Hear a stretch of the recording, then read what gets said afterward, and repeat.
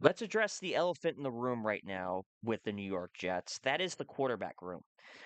Um, as of right now, the quarterback room consists of Geno Smith, Bailey Zappi, and Brady Cook. As of right now, the Jets do not have a backup quarterback credible enough to be the quarterback two of this team. Right now, according to Aaron Glenn and Darren Muji, everyone in charge right now for the New York Jets, Geno Smith is the unquestioned starter. Now, there's plenty of ways the Jets can tackle this issue. One of them being, one of them being re-signing a guy like Tyrod Taylor. Um, do I think it's possible they could do that in the coming weeks? It is. It's kind of possible. But if they did want Tyrod Taylor back, they would have signed him a month ago. So I'm getting the sense that they're not going to bring Tyrod Taylor back as of this moment. So what are the other options? One other option would be trading for guys like uh, Will Levis, Anthony Richardson, go down that path of a failed drafted quarterback again, similar to what we did with Justin Fields. But then again, I'm not entirely sure if the Jets want to go down that road. But, it's possible. You know, Will Levis and Anthony Richardson, where would they be ranked in this weaker quarterback class? I mean, that's a different conversation for another day.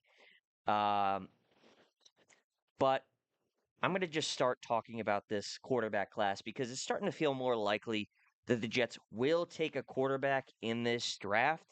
It probably won't be with the first two rounds of picks that they have. It won't be number 2. It won't be number 16. Um, it's probably not going to be 33 or 44. And they don't have a third round pick. They can accumulate a third round pick if they trade down. Um, but as of right now, they don't have a third round pick. They do have a fourth round pick, and their fourth round pick is pick 103, which is the third pick in the fourth round. So maybe that's a sweet spot that we look at for the New York Jets tackling the backup quarterback position of the future. Heck, they can go the fifth round, sixth round, seventh round if they want to. Um, but I'm going to talk about my top 5 quarterbacks of this draft class. And at the very end, I'm going to go through which quarterbacks I think are the most likely to be um, selected with that fourth round pick, or later rounds. Someone to keep an eye on for the Jets. So let's start off with the top 5. Number 5 for me, um, it is a guy with very high potential. He has the size, he has the arm strength, but in his tape, there's a lot of inconsistencies. There's a lot of, you know, misses. There's a lot of inaccuracies to his game. That's Penn State quarterback Drew Aller. Drew Aller has a lot of things that you can love. A lot of things. Specifically on the traits. He's big. He has an arm. He can when he throws it deep and he can hit his target. Oh man, it is a thing of beauty when it happens. And when you going through the criteria of what Jets offensive coordinator Frank Reich is looking for in a quarterback, he kind of fits the bill. You know, again, big, strong arm, pocket passer. The thing is with him, um, the problem is he has a lot of accuracy issues. Um, Sometimes he would make an incredible throw, and then other times he misses, and you're left scratching your head. It kind of sounds like when I'm hearing his description on his accuracy, it kind of sounds like how Zach Wilson was with his accuracy. He makes the easier plays easier. Or sorry, he makes the easier plays harder, and he makes the harder plays easier with how amazing uh, his throwing is and how his arm is. But again, the problem is that accuracy. Um, and it's something that sort of plagued him at Penn State. And plus the fact that he doesn't really show up against higher competition. Specifically against Ohio State and Michigan, those games might have been his worst that he's played in those respected seasons at Penn State when he played those teams. I think his best game that he played against good competition was against Oregon in the Big Ten championship back in 2024. But even then, people argue that it was a little iffy. Um, I think that was one of his better games. But other than that, I, I didn't really see him play as well as he did against the lower competition than when he played against teams like Ohio State and Michigan or Oregon, for that matter, during the 2025 season. He played Oregon again for the 2025 season. Didn't look as great as he did the year before. So, um, those are my gripes with Drew Aller. But I think he needs to go to a place that can definitely, build on his skill set. And he definitely needs to sit for a year, maybe two, in order to, sort of get his skills aligned and probably become, you know, a good quarterback. I think his ceiling is Joe Flacco. That's his ceiling. Young Joe Flacco. That's a very good ceiling. But I don't think he'll hit it. I think his floor, his floor to me is being personally honest here. His floor to me is of uh a little bit of Christian Hackenberg. That's his floor. That's the problem with him. It's the accuracy. It's playing against very better teams. But again, we'll see at the NFL level. But I think his ceiling is something to be enamored with to probably, take a risk on a fourth round fourth round pick or a fifth round pick. If you miss, again, it's not the end of the world. It's not the end of the world if you do miss on a pick like a fourth round pick or a fifth round pick or something later in the draft. Um, my fourth quarterback in this draft is Miami quarterback Carson Beck. Unlike Drew Aller, he does show up in the bigger moments. He's won big games. He has I do tend to see Aller's arm strength and size and say hit Aller's size and arm strength are pretty better than Carson Beck. But to me, what gives Carson Beck the edge is the experience and the experience winning in big games. The problem with Carson Beck, too many turnovers, too many terrible turnovers. There's a lot of moments where he plays way too reckless. He tries to fit the ball in where he doesn't need to, and it ends up getting intercepted, and it ends up turning the ball over and destroying a drive. Um, but there are moments where Carson Beck does show very nice veteran quarterback tendencies. I think he could be a very, very good. I honestly think he can be a very good backup quarterback in this level. But there is a possibility of him turning into a starter. Um, his ceiling to me, personally, his ceiling is Jared Goff. His floor is Nick Foles. He's a reliable backup, a guy that I could definitely see being a reliable backup, a journeyman backup for years to come. You know, go to team. Probably stat pad and probably is able to win you a handful of games, but not able to win you a ton of games to make the playoffs or anything like that. But I do see a very, very decent backup quarterback. Um, another quarterback, um, my number three quarterback is Garrett Nussmeier out of LSU. I am an LSU fan, so maybe this is a little bit of bias talking here, but I think Garrett Nussmeier was sort of dealt a very, very, very bad hand last year, especially how LSU head coach Brian Kelly sort of thrown him to the wolves, even though everyone in that locker room knew he was injured and he was not 100%, and his draft stock took a big hit because of that.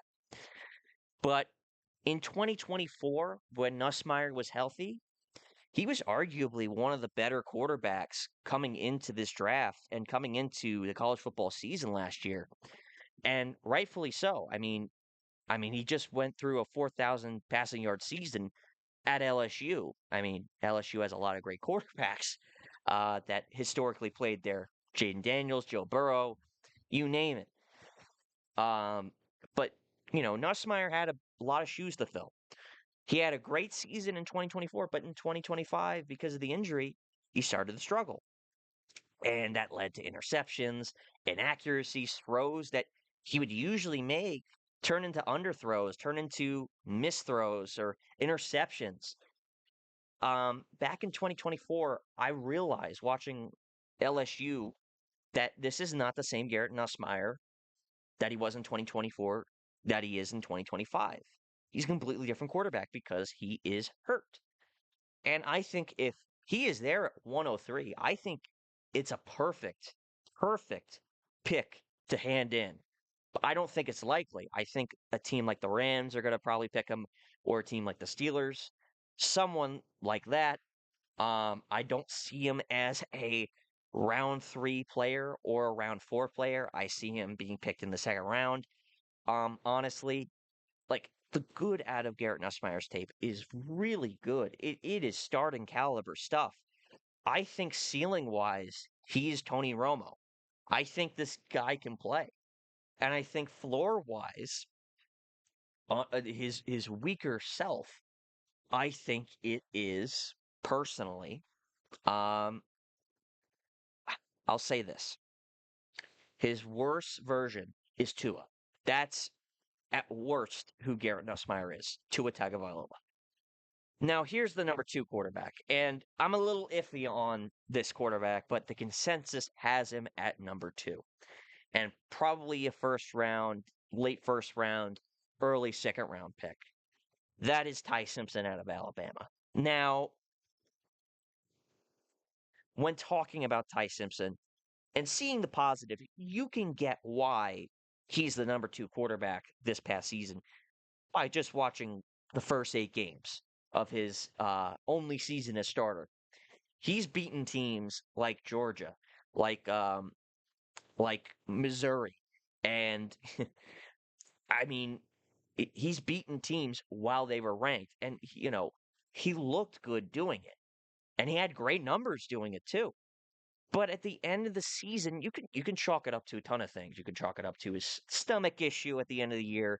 You can chalk it up to an injury that no one talks about. But at the end of the season, you saw the bad Ty Simpson. You saw what how why you should be concerned about drafting this guy in the first round, maybe even the second round. Um, Problem with him was he was very undersized.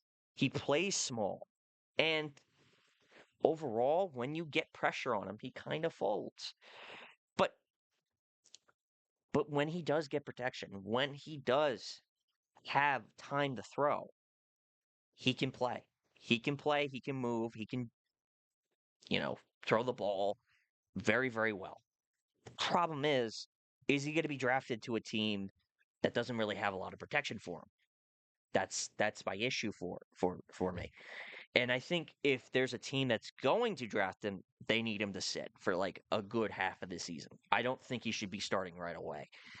I think if you start Ty Simpson right away, you're asking for him to fail at the NFL level. I think he needs to sit and he needs to learn and he needs to get a get a grasp on what an NFL offense is like and how to play quarterback in the NFL level. But there is some potential there for Ty Simpson. I think ceiling wise,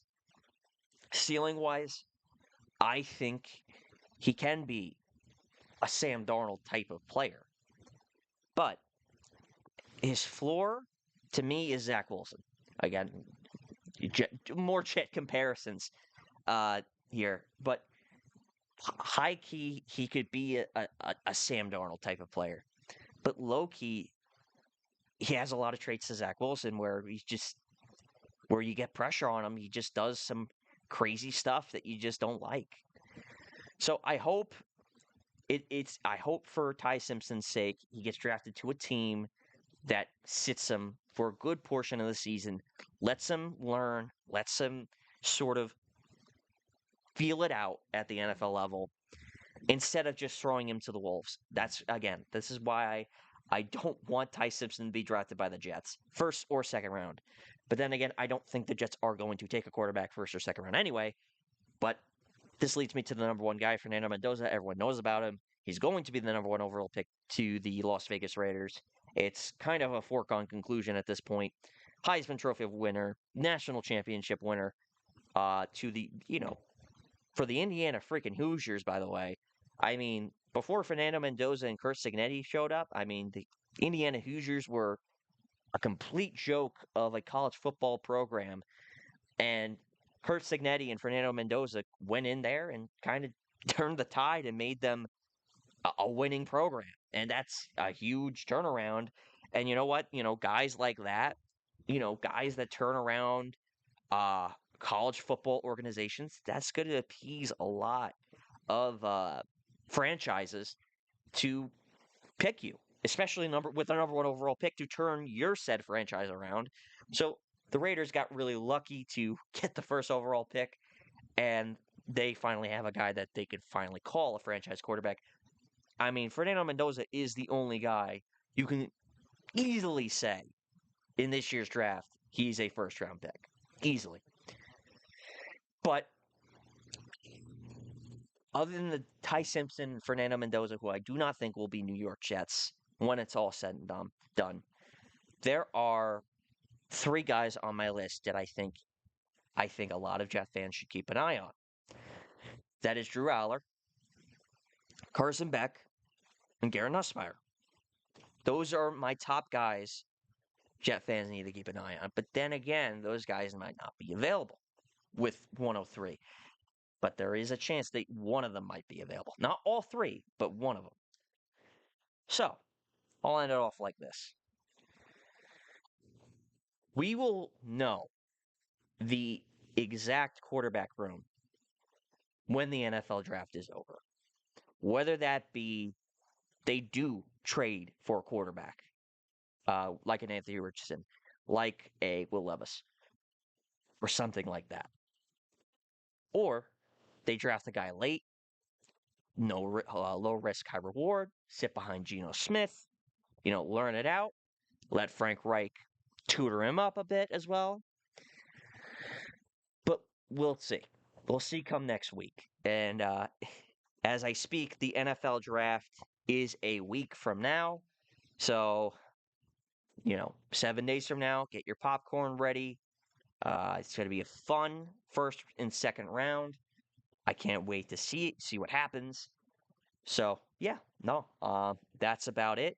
Leave your comments on your top 5 favorite quarterbacks in this NFL draft on the comments below. I really like to hear your opinions, honestly. And, if I'm wrong on something, if you think I'm wrong on a prospect, please let me know, honestly. I think I'd love to hear it, and I'd love to hear some engagement. It'd be kind of fun to talk with all of you in the comments section. So, thank you. Be sure to leave a like, subscribe, hit the bell, and thank you for listening. All right, see ya.